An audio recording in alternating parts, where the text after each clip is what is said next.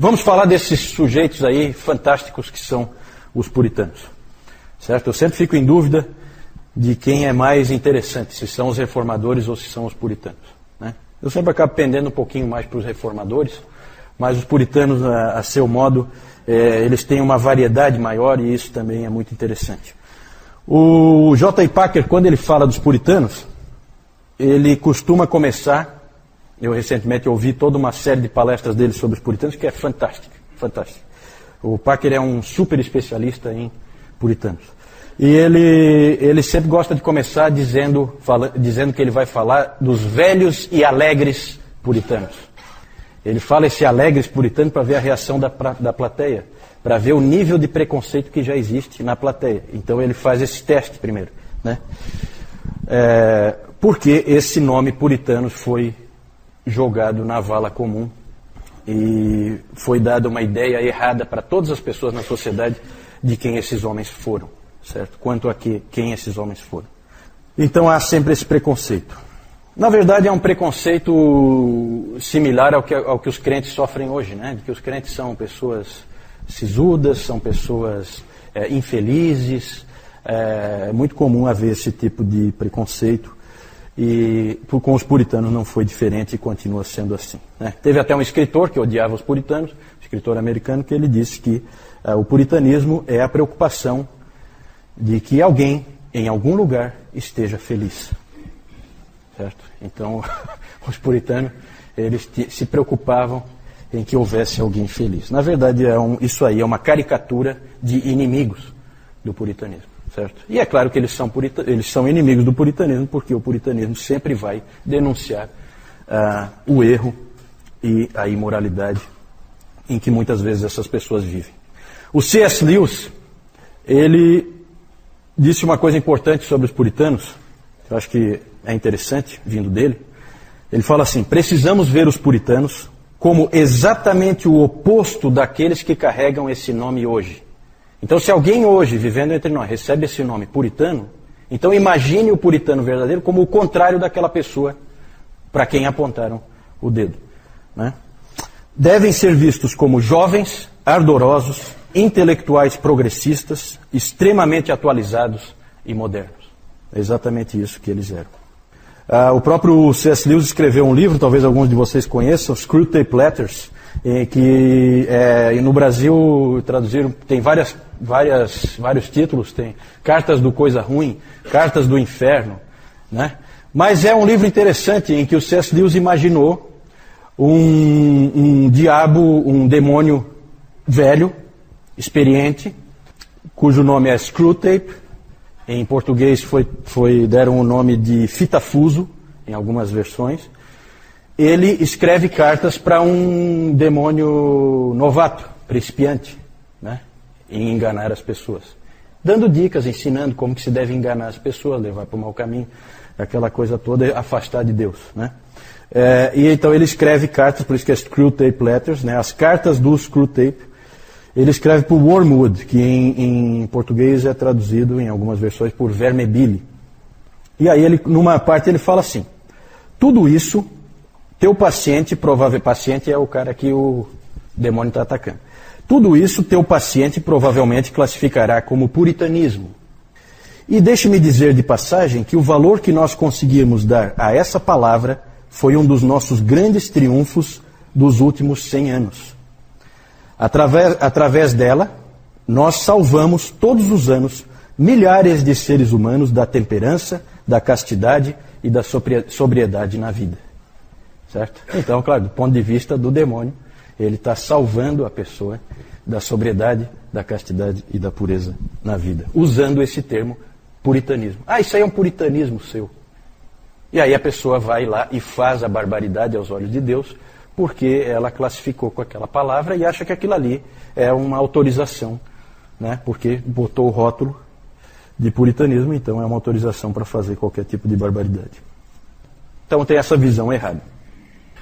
Mas o que é o puritanismo? Na verdade, os puritanos é um movimento, não é um movimento organizado, não é uma igreja.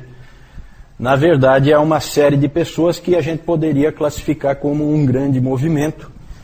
Esses indivíduos, eles surgiram durante o reinado de Elizabeth I, que nós vimos antes, na reforma na Inglaterra, são indivíduos que queriam levar a reforma na Inglaterra à frente, porque a reforma não tinha ido para onde tinha que ir.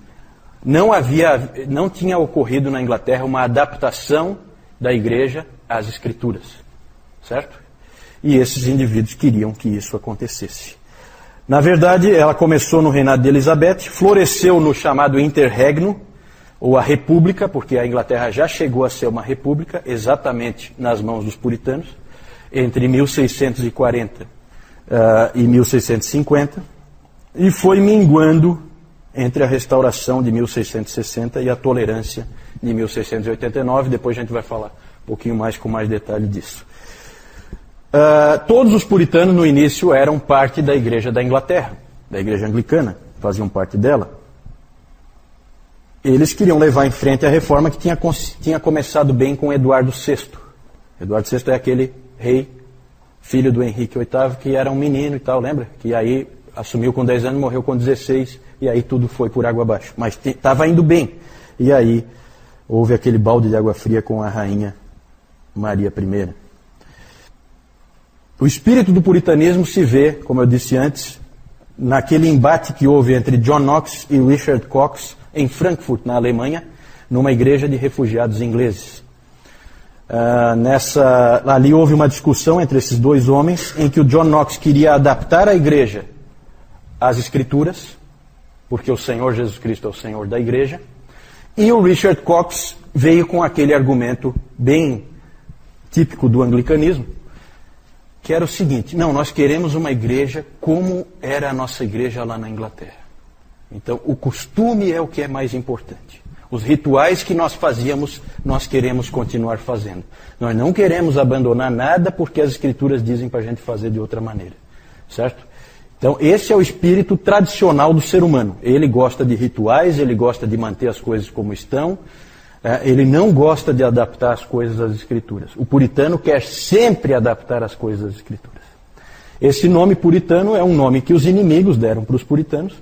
É um nome jocoso, certo? Porque esse cara aqui, ele quer pureza em tudo, não pode nunca ter uma coisinha de fora, tudo tem que ser do jeito que a Bíblia diz e tal. Esse é o espírito puritano, tudo tem que ser como a Bíblia diz. Na verdade, não está distante do que nós vimos do Zwingli, o que nós vimos do Calvino, né?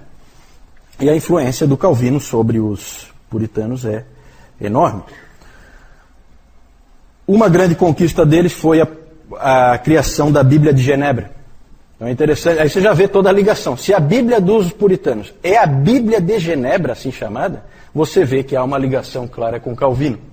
Certo? Na verdade, é uma tradução da Bíblia que foi feita por uma série de eruditos em Genebra, usando como base a tradução do William Tyndale. Só que o interessante dessa Bíblia são as anotações dela. As anotações que esses puritanos faziam. E essa era a Bíblia dos puritanos, certo? Hoje em dia existe nos Estados Unidos um movimento muito forte dentro das igrejas, que é chamado do movimento de King James Only, que é só usar a Bíblia King James. Qualquer outra Bíblia não pode ser usada, certo? Então tem muitas igrejas que não, é King James, King James, King James, e muita gente equivocadamente acha que essa foi a Bíblia dos puritanos. Na verdade, essa Bíblia era considerada uma inovação. A Bíblia dos puritanos é a Bíblia de Genebra. Essa é a Bíblia dos puritanos. A outra é uma Bíblia, a Bíblia King James, ou a versão autorizada, como os ingleses chamam, ela é uma inovação, é uma coisa nova. Ela surgiu em 1611 e ela leva o nome desse rei Tiago, né? James é Tiago, a Bíblia do rei Tiago, que esse cara aí é um grande inimigo do Evangelho, né? Ah, é? Fala isso? Ah, interessante, interessante. Então você já vem aí, né? Confirma essa coisa assim. A Bíblia de Genebra é a verdadeira Bíblia que os puritanos usavam e que eles gostavam, né? Aqui em James não é bem assim. As pessoas elas se confundem. Tem muita gente que acha que a King James era a Bíblia dos puritanos. Não é bem assim. Os puritanos tiveram uma grande decepção com a rainha Elizabeth, porque eles esperavam que, como ela era protestante, a reforma continuasse. Para eles, ela só varreu a sujeira para debaixo do tapete. Não fez nada de concreto, deixou aquela via média, entre catolicismo e protestantismo, sem levar para as escrituras, certo?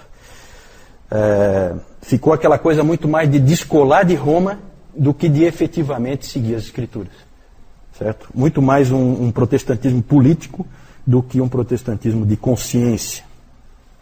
E aí depois, quando assumiu o Tiago I, James I, que era o rei da Escócia, na Escócia eu acho que ele era já o James VI, mas aí houve a unificação, certo? Que eu acho que a dona Carlota estava comentando antes, né?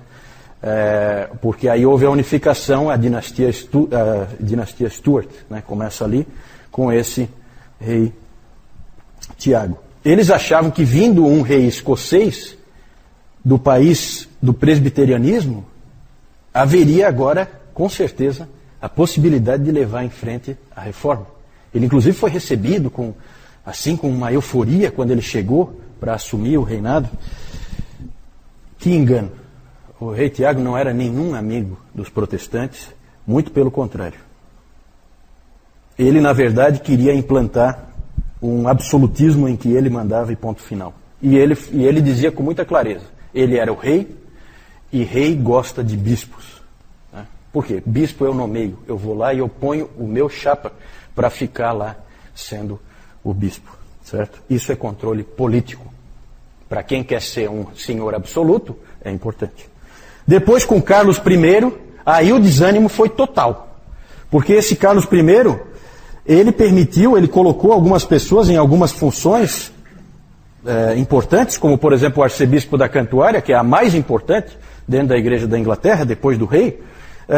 Ele colocou um sujeito chamado William Laud, e esse sujeito aí foi um dos maiores inimigos dos puritanos. Perseguiu os puritanos severamente. Grande inimigo dos puritanos, arcebispo William Laud, certo? Porque esse William Laud queria, junto com o próprio rei Carlos I, eliminar os puritanos do mapa. Por vários motivos. Um motivo político e também porque eles queriam colocar dentro da igreja anglicana, fazer valer a teologia arminiana. Certo? Eles queriam que a teologia arminiana prevalecesse. O William Laud começou a colocar arminianos em todas as funções da igreja anglicana. Havia inclusive um dizer interessante na época, em que um indivíduo perguntava assim, qual é a posição dos arminianos? Aí dá a impressão que ele está perguntando qual é a posição teológica, né? Aí a resposta era, os melhores bispados da Inglaterra. Certo? Essa é a posição dos arminianos, é ficar com os melhores bispados da Inglaterra. Com todo esse quadro desesperador, tanto em termos de política eclesiástica como em termos de teologia, muitos puritanos partiram. Oi? Ele autorizou, por isso que é a versão autorizada, porque ele autorizou fazer uma nova versão da Bíblia. Até porque havia um certo medo da própria Bíblia de Genebra. Né? Então é interessante tentar colocar uma outra para tirar um pouco da força, né? do puritanismo mais forte, mais radical, se é que a gente pode usar essa palavra. Muitos puritanos partiram e isso foi, na providência de Deus, muito bom. Por quê? Porque ali, então, vão contingentes enormes de puritanos para a Nova Inglaterra, né? Vão colonizar os Estados Unidos. Para nós isso é muito importante porque o protestantismo veio para o Brasil via americanos, principalmente. Né? O protestantismo reformado. Certo? Claro que os luteranos aí muito mais vieram da Alemanha e normalmente junto com a colonização. Então vinham os colonos, eles traziam a sua religião, certo? Já os americanos fizeram o trabalho realmente evangelístico, num primeiro momento, né? Mas isso muito depois, certo? Aqui no Brasil. Mas é importante porque a gente tem que ser grato àqueles irmãos da América, porque mandaram missionários para cá e hoje nós temos as nossas Bíblias, nós temos tudo, graças a esses irmãos. E então foi importante a ida desses grandes contingentes de puritanos para a Nova Inglaterra, para os Estados Unidos. Nova Inglaterra, para quem não sabe, é uma região dos Estados Unidos, lá bem no norte, nordeste dos Estados Unidos. Depois eu vou mostrar. Tá? Eles saíram porque ali eles viram que não tinha mais esperança. Muitos saíram direto de Southampton e outros portos lá da Inglaterra, e muitos passaram primeiro pela Holanda, ficaram um tempo estabelecidos na Holanda, e da Holanda foram embora para o Novo Mundo, certo? Depois nós vamos falar do protestantismo no Novo Mundo. Alguns ficaram, né? E nos anos 1640 estourou a Guerra Civil entre o parlamento e o rei. Por quê? Porque várias atitudes do Carlos I indicavam que ele queria governar de maneira absolutista. Ou seja, qualquer coisa que der na telha dele, ele faz. E a Inglaterra era sim uma monarquia, como é até hoje, mas tem um parlamento. Você vai aumentar impostos, você tem que fazer passar pelo parlamento, não é o rei. Eu quero aumentar agora os impostos, agora o imposto vai ser 95%. Não, calma. Tem o parlamento. Lá no caso deles tem a Casa dos Comuns e a Casa dos Lordes, né? E aí o parlamento viu que esse sujeito estava mal intencionado e houve então guerra, exércitos leais ao rei e exércitos leais ao parlamento, certo? Essa guerra civil foi vencida pelo parlamento e o rei Carlos I foi decapitado em 1649. De 1649 a 1660 não houve mais um reino, mas sim uma república, governada pelo parlamento e por um que eles chamavam um Lorde Protetor, que era a figura do Oliver Cromwell. Esse Oliver Cromwell é um sujeito que é amado e odiado, mais odiado do que amado, porque afinal de contas hoje você vê que a monarquia prevaleceu naquele país, né? E os ingleses adoram aquela coisa de rei e rainha, e então você vê que um indivíduo desse que derrubou aquela coisa que eles adoram, eles nunca vão ver com muito bons olhos. Mas ele era um indivíduo ligado aos puritanos, o próprio John Owen foi conselheiro do Oliver Cromwell, e é um período muito interessante, é o período em que os puritanos têm mais força, inclusive força política, certo? Eles podiam fazer reforma agora, porque eles tinham todo o apoio do parlamento. Houve uma série de problemas e tal, no final assumiu o Richard Cromwell, que era o filho do Oliver Cromwell, assumiu quando o Cromwell morreu, e ele não era bom, ele era um péssimo líder, confuso, e o que acabou acontecendo no fim das contas é que 20 meses depois do Oliver Cromwell morrer, o rei Carlos II voltava à Inglaterra e sentava no trono da Inglaterra e o Reino Unido estava restabelecido. Na verdade, houve uma série de problemas, eu não vou entrar em detalhes, mas os escoceses meio que sabotaram a coisa, porque os escoceses quando o Carlos I foi morto, eles colocaram o Carlos II como rei da Escócia. Aí já fica difícil, porque daí o reino era unido, aí não foi unido o negócio. O parlamento da Inglaterra assumiu o comando da Inglaterra, mas na Escócia o cara estava reinando. E ele era um pretendente, né? Pretendente não, ele era o legítimo herdeiro ali do trono da Inglaterra, se fosse uma monarquia, né? Então houve uma série de problemas, houve inclusive guerra, o Oliver Cromwell invadiu a Escócia e na Batalha de Worcester ele acabou dando um jeito de fazer o Carlos II, rei da Escócia, só da Escócia, foi obrigado a se refugiar em que país será? França, né? O grande aliado sempre da Escócia. Então ele foi para a França e ficou lá, certo? Mas o Dr. Lloyd Jones ele sempre disse que o fracasso do movimento puritano e a volta do Carlos II tem muito a ver com os presbiterianos. Os presbiterianos, leia-se escoceses, acabaram sabotando um pouco e fizeram com que... Claro que havia muito ódio, evidentemente, se o Cromwell foi lá e invadiu a Escócia, tudo isso aí complica. Então é tudo muito complicado, né? Não dá nunca para você dizer assim, em uma frase, resolver o problema histórico. É tudo muito mais complicado, a gente não tem tempo de ficar entrando aqui, também nem é o caso, certo? Mas eu já estou adiantando que os puritanos acabaram fracassando no seu intento de ter ali realmente uma nação cristã, certo? Plenamente reformada, plenamente, totalmente voltada às Escrituras. Isso eles não conseguiram. Em 1658 houve a restauração, então, da monarquia, e aí vem o declínio dos puritanos. Vamos falar, eu quero só citar alguns nomes, não tem como ir muito longe, pode passar aí. Alguns grandes nomes aí entre os puritanos, os nomes são muitos, nós não temos tempo de falar todos. Tem o John Milton. John Milton era um poeta, ele escreveu livros importantes, como O Paraíso Perdido, e o Paraíso Recuperado.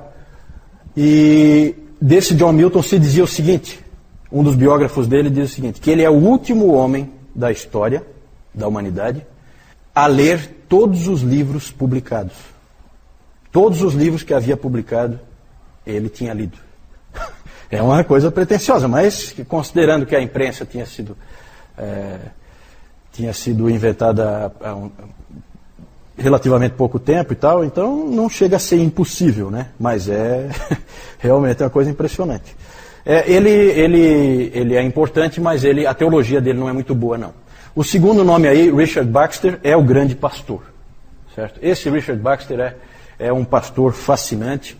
Ele fez um trabalho em Kidderminster, que é uma pequena cidade lá da Inglaterra.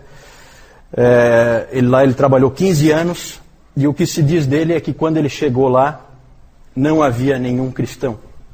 Quando ele saiu, não havia nenhum ímpio. Porque realmente o trabalho dele foi um trabalho fantástico. Esse cara aí é famoso por fazer aquelas visitações às famílias. Ele então checava como é que está a vida espiritual de cada um. E ele escreveu aquele livro, temos em português, O Pastor Aprovado, né? Que muitos caras desanimam quando leem por causa do padrão elevadíssimo, né? O Dr. Calhoun sempre fala, nunca desanime por causa do padrão elevado que os puritanos colocam no papel, certo? Coloque aquilo como um alvo, mas lembre da graça sempre, né? Mas realmente é um padrão elevado.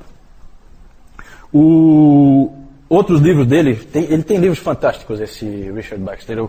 Um Chamado ao Não Convertido, né? Aqui no Brasil tem traduzido Convite para Viver, que ele usa um texto ali, sensacional ali, ele coloca de uma maneira fantástica, um chamado realmente para aqueles que não são convertidos, para que venham ao Senhor. O Descanso Eterno dos Santos é outro livro dele, em que ele fala do porvir. E o livrão gigantesco dele, um baita de um livro, é o Diretório Cristão. O Diretório Cristão, em que tem, é um livro em que simplesmente você tem tudo que você puder imaginar ali em termos de consciência, em termos de ética cristã, você encontra nesse Diretório Cristão do Richard Baxter, sempre levado aos mínimos detalhes, como os puritanos sempre faziam. A pregação dele era sempre regida pelo lema, primeiro luz, depois calor. Então ele sempre achava que ele tinha que instruir para depois motivar. Né? Não adianta você ter só uma fé cega assim, que você, sabe, muito discurso, as pessoas vão e tal, mas não sabem nem por que estão indo. Não, a gente precisa conhecer.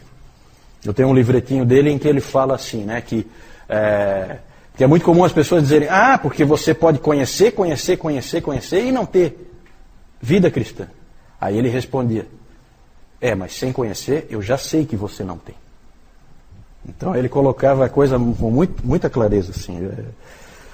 É um sujeito realmente importantíssimo esse Richard Baxter. Não é o melhor teólogo, ele é o melhor não, mas ele é um dos grandes pastores. Né? O melhor teólogo é esse próximo aí, John Owen, certo? O príncipe dos teólogos puritanos. É o Calvino da Inglaterra. Né?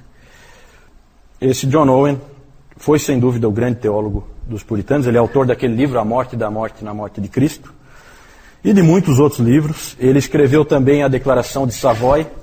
A Declaração de Savoy é uma adaptação da Confissão de Fé de Westminster para atender às igrejas congregacionais, porque a Confissão de Fé de Westminster acabou saindo, por força da influência interna lá, acabou saindo presbiteriana.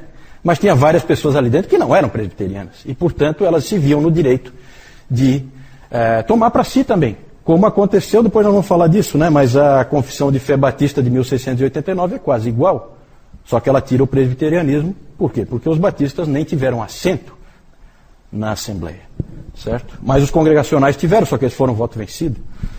Então, né, o John Owen foi o responsável por adaptar ao pensamento congregacional. É interessante porque a Banner of Truth Trust, editora inglesa, ela publicou recentemente uma coletânea de textos de John Owen. Essa coletânea tem 16 volumes. É enorme. Os escritos completos do John Owen são muito maiores, O Dr. Lloyd Jones, quando se casou em 1927, ele ganhou de alguns amigos de presente de casamento, de segunda mão, né, as obras completas de John Owen, é um baita de um monte de livros, né, e as obras completas do Richard Baxter também, certo? Para ele era um presentão, né? Para a mulher eu acho que ela não. Não. Aí que tu te enganas, a esposa dele é fantástica.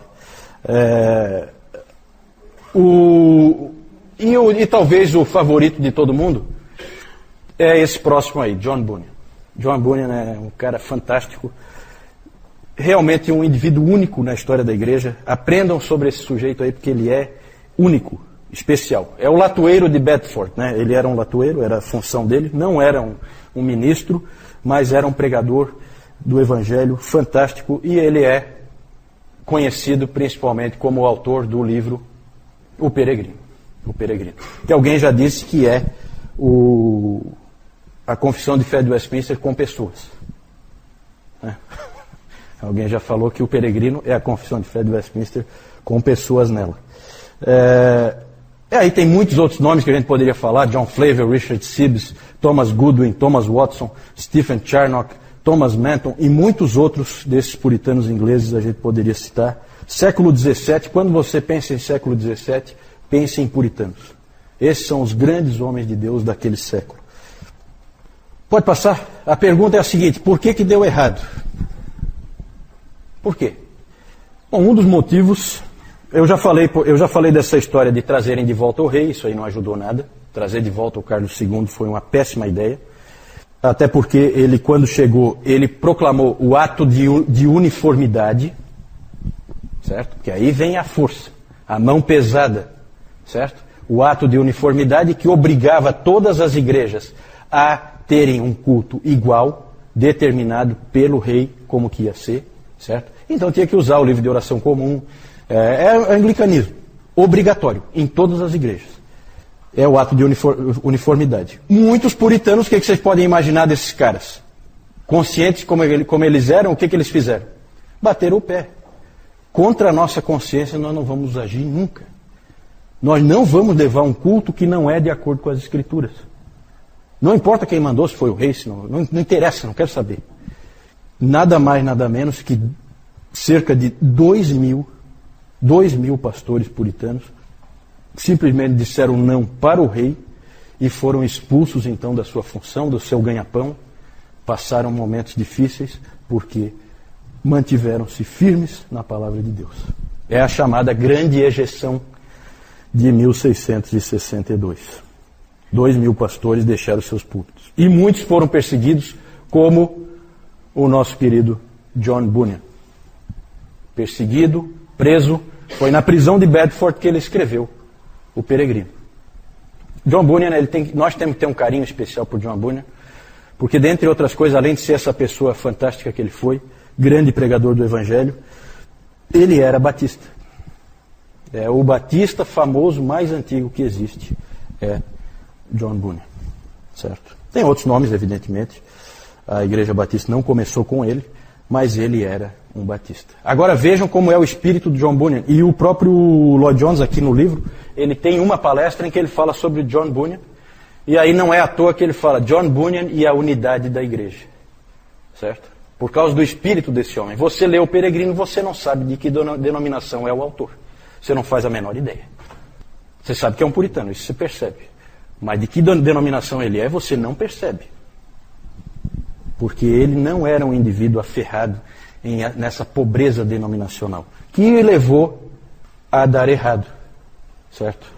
Principalmente por causa da mentalidade de muitos grupos, a mentalidade do tipo tudo ou nada. O Lloyd Jones aborda isso várias vezes, em várias palestras dele ele fala sobre isso, o erro que foi. Várias vezes os puritanos deveriam ter cedido e não cederam. Deveriam ter cedido por causa do irmão, e não cederam em picuinha, em coisa, em detalhe, certo? Também. Eu vou falar já, Só para vocês terem uma ideia, que grupos que tinha ali, que eram chamados, né?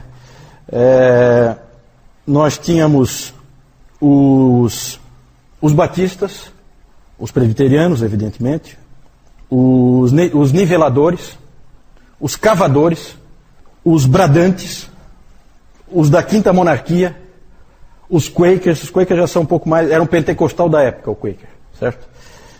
Já são um pouquinho mais diferentes assim. Mas eram todos grupos de puritanos com ênfases diferentes e que acabaram, sabe, um não se entendia com o outro. Isso aí, essa divisão entre eles não ajudava, porque eles tinham essa mentalidade do tipo tudo ou nada. Os presbiterianos não conseguiam se entender com os independentes. Os independentes são batistas, congregacionais, né, aqueles que acreditam que cada congregação deve ser independente. E os presbiterianos não concordavam com isso, porque eles pegavam aquele modelo da Escócia. Então um não entendia o outro, um não aceitava o que o outro dizia, e aí levava a divisão entre eles, em vez deles poderem andar juntos. Isso foi um erro. O Dr. Lloyd Jones sempre lamenta isso bastante e diz que eles deveriam ter cedido por diversas vezes. Outro aspecto que eu coloquei ali, é a excessiva mistura entre religião e política. Os puritanos, eles sempre se envolveram com a sociedade. Eles são do tipo, eles vêm com aquela mesma ideia do Calvino, né? Lembra lá da classificação de Niebuhr, que nós vimos já há vários domingos atrás? A posição de Cristo e cultura, como é que fica? Eles são do tipo Cristo transformador da cultura. Então são indivíduos que se envolvem na cultura, que assumem posições dentro da sociedade, não se isolam, eles se misturam, eles são profissionais ali dentro, são funcionários públicos, às vezes em funções importantes, influentes, e então são indivíduos que não ficam à parte. Só que eles foram longe demais, né? Foram longe demais, exageraram na dose. Esse é um aspecto que foi ruim. O próprio John Owen disse que considerações e intrigas políticas minaram o movimento puritano. O Dr. Lloyd Jones sempre disse que nós temos que aprender com o que ocorreu entre 1640 e 1662. A batalha do Senhor deve ser com armas espirituais. As palavras dele, do Lloyd Jones. Algumas características bem rápidas. Podíamos falar, há alguns anos atrás eu fiz um estudo com um grupo só sobre os puritanos. Um monte de estudos que nós fizemos sobre os puritanos. Podíamos ficar aqui o resto da vida só falando deles, características deles. Não temos de maneira nenhuma tempo para isso. Fica o desafio, depois eu vou falar ali de alguns livros para vocês lerem. Mas a gente poderia dizer que algumas características deles que saltam aos olhos é a completude, no sentido de que eles são completos em tudo aquilo que eles abordam. Tudo vai ao mínimo detalhe, tudo é completo, tudo é checado. Eles são muito criteriosos em tudo que eles abordam, em todos os assuntos que eles tratam, tanto em teologia como em vida cristã. Sempre tudo é completo. O Diretório Cristão do Richard Baxter é um exemplo. É um exemplo. Ali ele se propôs, naquele livro, ele se propôs a tratar de casos de consciência. Né? O que são casos de consciência? Assim, uma determinada coisa que está acontecendo na sua vida, uma decisão que você tem que tomar e que você não sabe que caminho é o mais certo para escolher. Ele vai tratar disso aí em detalhe. Os vários tipos de situação que podem ocorrer são chamados casos de consciência. Lá ele também vai abordar como deve se usar o conhecimento, como deve se usar a fé, como progredir na vida cristã, como avançar na vida cristã, como vencer cada uma das tentações, como mortificar e vencer cada um dos pecados. Tudo detalhado, tudo detalhado. É enorme o livro. Eu acho que não, em português não. Eu acho que para traduzir, talvez alguma versão resumida. Né? Geralmente quando você compra alguma coisa dos puritanos é resumido, porque os indivíduos escreviam muito, muito. Tá? Todos os livros deles são enormes. E também a linguagem difícil, então normalmente alguém vai e resume. E já é muito útil o próprio resumo. Segundo, a adoração bíblica. Eles são os grandes aplicadores do princípio regulador do culto. Nós cultuamos a Deus do jeito que Ele mandou a gente fazer. Esse era o pensamento deles. A gente já viu isso em Zwinglio, já viu isso em Calvino, mas eles levaram ao máximo que se pode levar. São os grandes aplicadores desse princípio. A maioria das pessoas gosta de uma adoração bonita. E os anglicanos especialmente, eles gostavam de uma adoração bíblica. É diferente. Eles removeram as vestimentas, removeram todas as imagens, removeram as cruzes, removeram tudo que eles puderam, eliminaram os dias santos, eliminaram as festas religiosas, até a Páscoa e o Natal eles eliminaram tudo. Tudo que não tinha base escriturística, eles tiraram. Para eles era fundamental. O princípio regulador do culto, ele é interessante, mas ele é difícil de aplicar. Tem que ter peito e coragem. Eles tiveram. A graça, todos eles eram calvinistas, certo? Então, a salvação vem de Deus. Eles sempre viam assim, e eles sempre deixaram claro que não é o pecador que salva a si mesmo, Deus é que salva o pecador. A lei, eles são os grandes mestres na questão da santificação. Terceiro uso da lei. Grandes mestres nessa parte de como viver a vida cristã, sabiam ensinar isso como poucos. Por vezes chegavam a soar meio legalistas. Às vezes um ou outro pode ter escorregado aí, certo? Sempre esse é um perigo para as igrejas reformadas. Por causa da ênfase no terceiro uso da lei, elas têm um risco de cair no legalismo, de cair num exagero, né? Colocar a santificação quase como a obediência aos mandamentos quase como uma condição à salvação. E isso às vezes não fica muito claro. Para os luteranos é o contrário. Eles tendem a cair mais na graça barata. Tanto que o próprio Dietrich Bonhoeffer, que era um luterano, ele escreveu muito naquele livro Discipulado, que é um livro excelente. A teologia do Bonhoeffer pode não ser assim, uma teologia muito correta, mas aquele livro é muito bom. E ele ali fala da graça barata. É um risco que eles correm. O Dr. Calhoun disse que os reformadores precisam, os reformados precisam dos luteranos e os luteranos precisam dos reformados. Para sempre lembrar, toma cuidado. Aqui é um lugar perigoso para você andar, né? Na verdade, se vocês quiserem aprofundar, saber mais, eu coloquei alguns capítulos. O título do capítulo é aquele ali mesmo, desse livro aí, Santos no Mundo. Você quer conhecer os puritanos, você leia esse livro primeiro, tá? Ali você vai ter um capítulo, está nessa ordem mesmo: trabalho, sexo e casamento, dinheiro, família, pregação, igreja e culto, Bíblia, educação, ação social. E eles têm a ensinar em todas essas áreas, porque são indivíduos que levam a vida inteira à luz das Escrituras. Então nós temos muito a aprender com eles. Esse aqui já é um livro um pouquinho mais avançado, que vai abordar a coisa num patamar um pouquinho mais difícil, mas não tão difícil. Ele é um livro médio, né? Um livro do J. I. Packer, Entre os Gigantes de Deus, certo? Fala só sobre os puritanos, subtítulo Uma Visão Puritana da Vida Cristã. E aí, na verdade, aí não são os capítulos, são seções, né? Perfil dos puritanos, os puritanos e a Bíblia, os puritanos e o Evangelho, os puritanos e o Espírito Santo, a vida cristã dos puritanos e os puritanos no ministério. Isso aí eu vou deixar para vocês aprofundarem. Eu acho que vale muito a pena. Pode passar? Não posso deixar de falar, nós não temos tempo, mas eu não posso deixar de falar da Assembleia de Westminster. A Assembleia de Westminster se reuniu naquela época em que havia disputa entre o rei e o parlamento. Rei Carlos I e o parlamento incomodado com a visão absolutista do Carlos I. O parlamento que convocou a Assembleia de Westminster. O parlamento convocou uma série de teólogos, eminentes teólogos, para elaborarem uma confissão de fé e outros aspectos também, um diretório de culto, catecismos. Quando a gente fala de Westminster, a gente não fala só da confissão. A confissão é o mais famoso, mas tem uns 5 ou 6 documentos que foram produzidos ali. Tinha ali 121 teólogos e mais 30 leigos. Esses 30 leigos são 10 representantes da Casa dos Lordes e 20 representantes da Casa dos Comuns, porque é do parlamento isso aí, tá? Então isso que é meio irônico, né? A confissão de fé de Westminster, ela tecnicamente, ela é da Igreja da Inglaterra, ela é da Igreja Anglicana, né?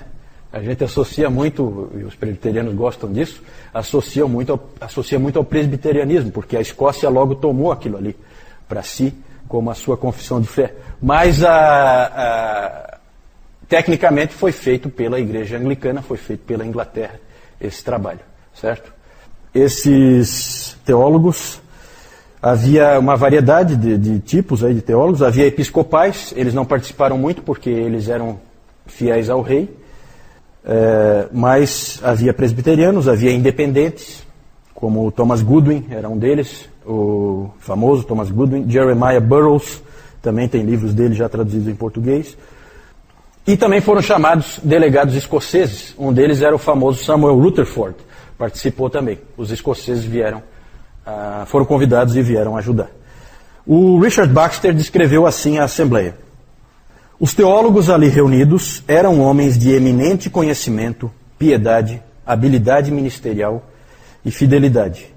E não sendo eu digno de ser um deles, porque o Baxter não foi convidado, não sendo eu digno de ser um deles, posso falar ainda mais abertamente a verdade que eu sei. Que tanto quanto sou capaz de julgar pela informação histórica disponível e por qualquer outra evidência, o mundo cristão desde os dias dos apóstolos nunca teve um sínodo de teólogos mais qualificados do que esse sínodo e o sínodo de Dort. O sínodo de Dort já tinha acontecido em 1618. Eu não tive tempo de falar, recomendo que vocês vão lá no site Bom Caminho e digite lá na procura, lá na busca, digite Dort. E aí vocês vão ter lá um artigo explicando tudo como foi o sínodo de Dort, certo? O sínodo de Dort tratou da questão arminianismo, calvinismo, certo? Várias confissões vieram dali. Os congregacionais com a declaração de Savoy, já falei, em 1658, John Owen adaptou para uso dos congregacionais, e os batistas também fizeram uso, adaptando a confissão de fé de Westminster na segunda confissão londrina de 1689. Por que segunda confissão londrina? Porque houve uma primeira, que eu até tenho ela, que ela é de 1644, certo? Anterior até à confissão de fé de Westminster. A confissão batista é a primeira confissão batista de Londres de 1644. Mas a confissão de fé de Westminster ela é tão bem montada, tão bem elaborada, que ela acabou se tornando mais importante, e os batistas acabaram tomando ela como a sua confissão, como base para a sua confissão. Né?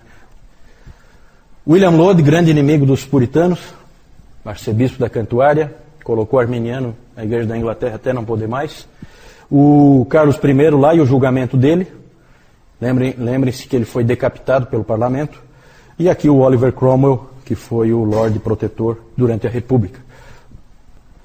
Richard Baxter, John Milton, John Owen, John Bunyan. Aqui uma figura do Bunyan na prisão em Bedford, sendo visitada pela filhinha dele, que era cega, né?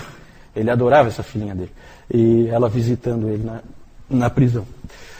Aí a Assembleia de Westminster, para vocês terem uma ideia, né? Se reuniram 1163 vezes. Certo? Esses delegados da Assembleia de Westminster.